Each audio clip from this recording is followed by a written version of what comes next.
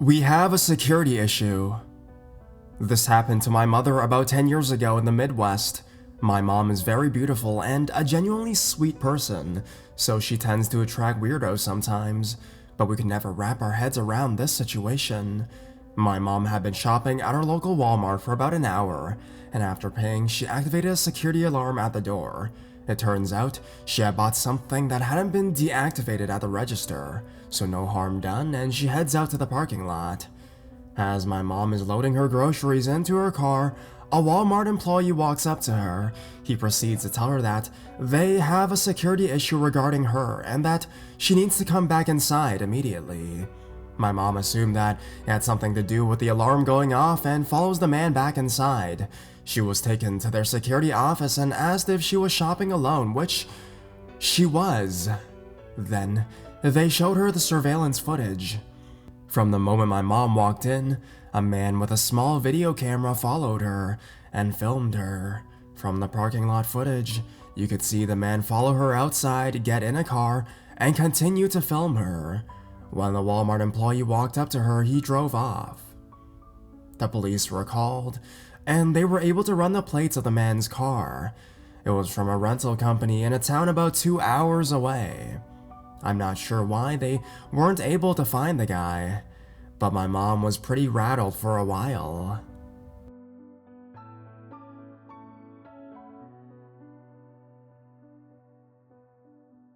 A very true, very creepy surveillance story.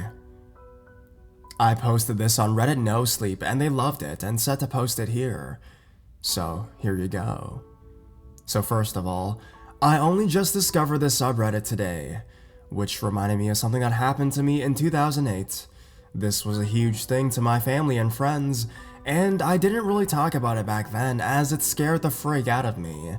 But it was a while ago and is a really well-known creepy story amongst myself and my friends and family. But I think I may as well share it, and as it is admittedly terrifying. I was living with my parents and sister in Brisbane, Australia at the time, 2008, which meant I was about 19. I remember my dad had just got Foxtel, cable TV in Australia, but only the TV in the lounge room could use the cable box, and I really wanted to somehow get the cable in my room without paying $99 or whatever for a new box. So, Dad one day went out and bought an AV transmitter and receiver. It was basically a 2-piece bit of hardware where you would plug into this tiny box into a cable TV in the lounge room, and it would transmit a video signal to the receiver connected to the TV in my room. So one Saturday, I decided to connect it. My younger sister, 16 at the time, was the only other person home at the time, upstairs in her room. My room was downstairs. I opened the box and connected it up. At first, I was going back and forth, trying to get the cables right, trying to get a channel right, etc., but no luck. Until I finally got something. I remember just sitting there, and something started fuzzing in. This is where things start to feel like a horror movie. I remember thinking, oh, here we go, and waiting to see the picture come on clearly. As it started fuzzing in, I remember that this whole time the cable set-top box wasn't even on. And that's why it wasn't working this whole time. But then why was I getting a signal? It seemed to all hit me at once. As I realized the box was off, the picture fuzzed in, and I saw a bed. I freaked the fuck out. At first I thought it was my bed. I had recently seen Saw 2, and remember that scene where she turns on the TV and it's a camera filming her in her apartment? That was the first thing I thought of. I sprinted upstairs to my sister, absolutely terrified. I told her to come down and to take a look. She came down, and we both realized it wasn't my bed. We didn't know whose bed it was or how I was getting the signal. Obviously, it was the AC receiver picking up a camera signal, but we were so confused as to who and what it was for. Eventually, my parents came home, and we concluded that it would have been a neighbor or someone living close by for us to be receiving the signal at all. Eventually, we waited around until 6 p.m., and then someone came into the room.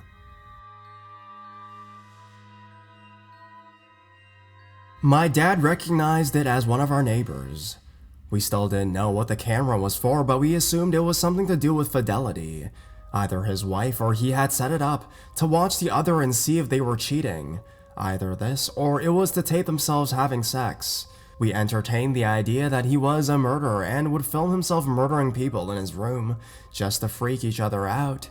We'd always make jokes about how one night we'll turn it on and it'll just be his face with clown makeup on staring at the camera waving, and then him walking out of the bedroom with a knife. This never happened.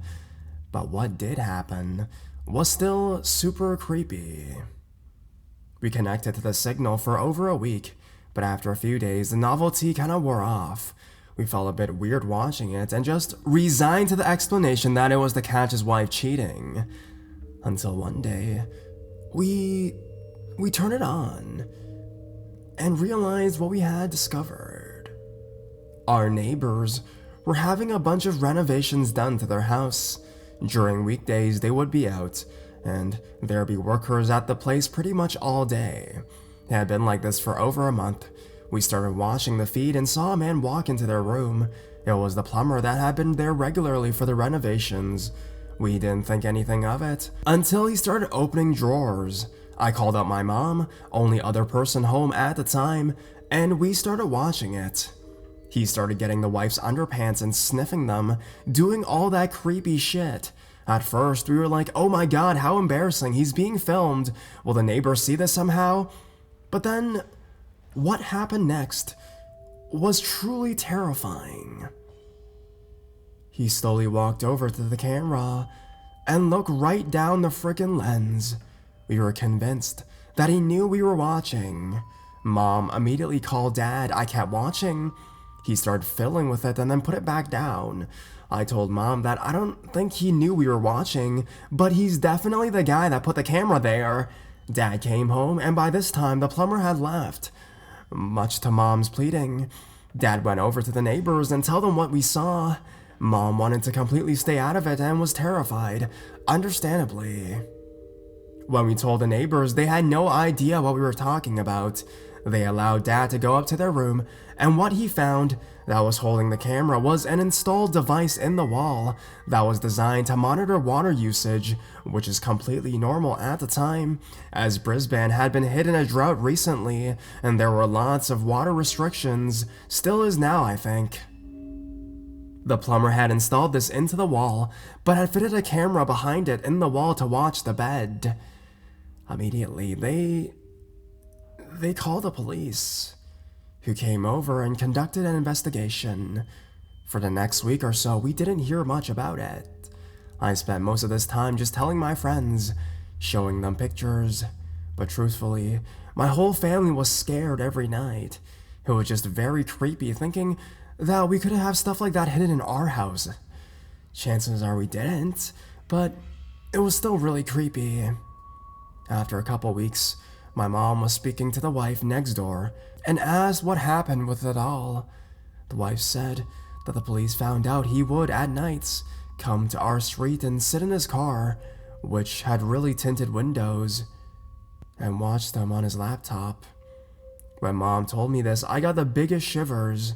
The reason was, besides the obvious of a creepy dude sitting in his car watching people through a hidden camera, was because on multiple nights, when I had driven home late from my girlfriend's or walked home drunk after a night out, I remember seeing a station wagon.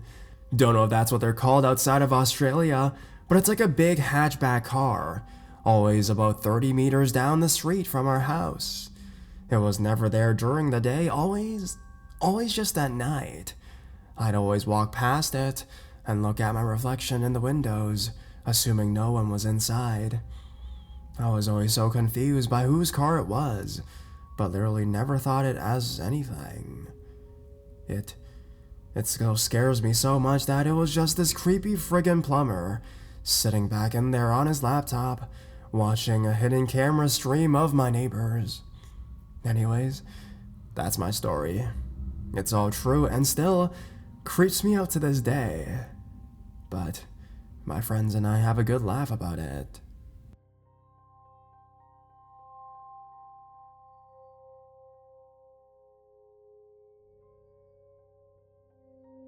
The office in the middle of nowhere.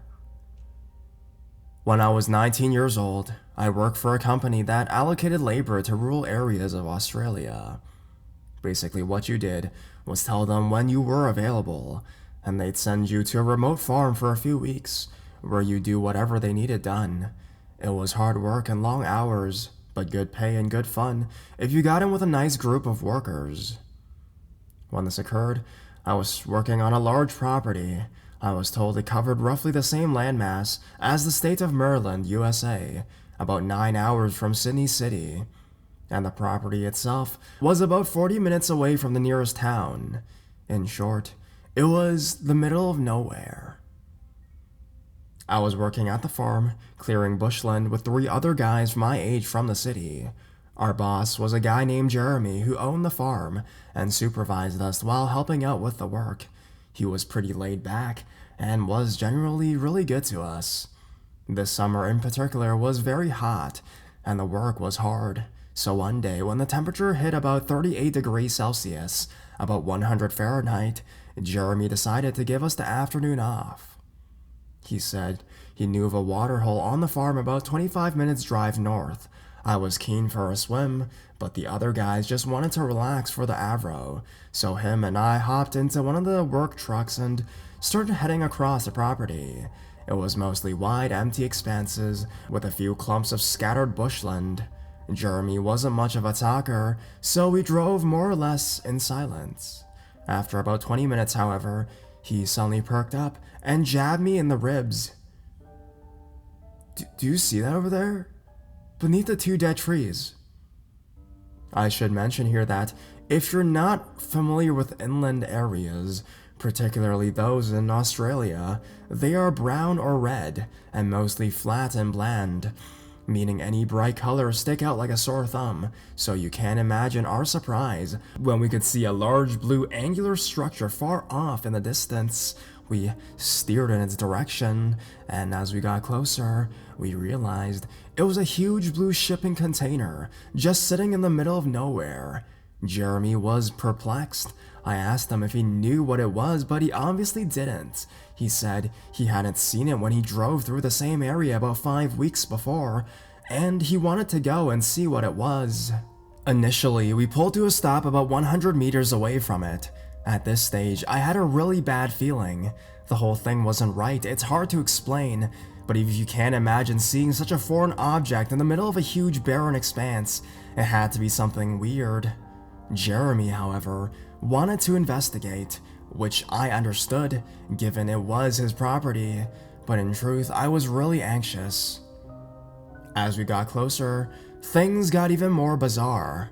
There was a big diesel generator behind it thumping away, and a CCTV camera on each side, all motion activated so they buzzed from side to side, following us as we moved around. I tried to reason with Jeremy, something along the lines of, with all the security, someone obviously doesn't want us here, so let's just go. He brushed me off, however, reminding me it was his farm, and whoever had put this here was trespassing, so he wanted to go inside. Despite all the surveillance, there was only a small padlock on the huge door. We had some bolt cutters in his toolbox, and after a bit of a struggle, we broke the lock and went inside. The first thing I noticed was the rush of cold air as we got in. The place was air conditioned, which I must admit was quite pleasant on such a hot day. We searched around for a light switch, but I could already see that this was some sort of IT setup. There were flashing LEDs all around the place, and the sort of hum you hear when a hard drive is working hard. When we finally switched on the lights, we could see a sophisticated, albeit somewhat cluttered office setup.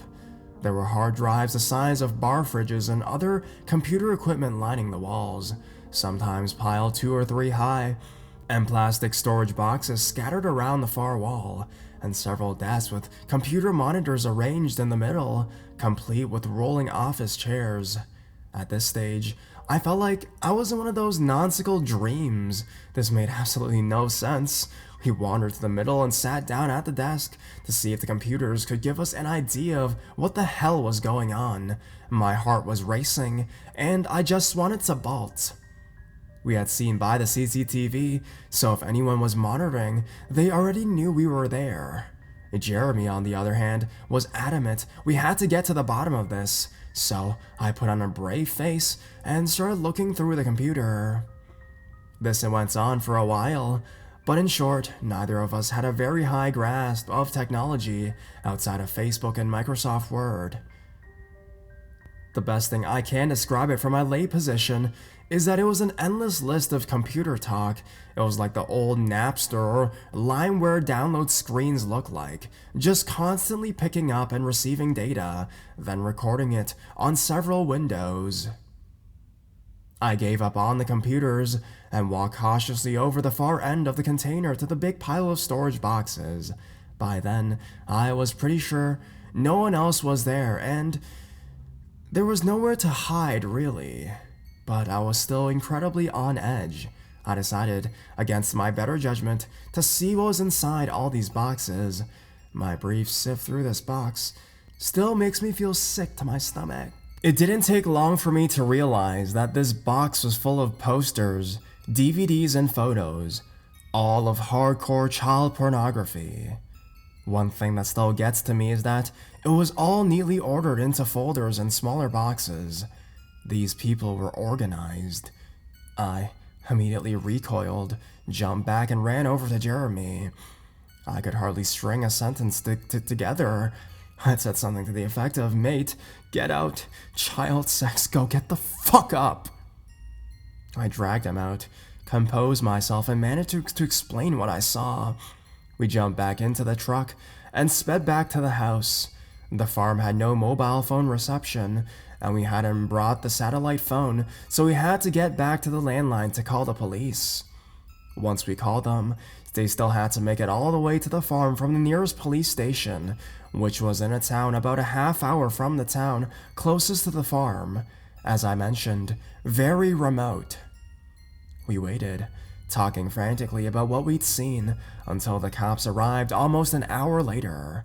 They arrived with 2 4-wheel drives, and we jumped in and led them back. This is where it gets worse. By the time we got back, the container door was open and there was a fire inside.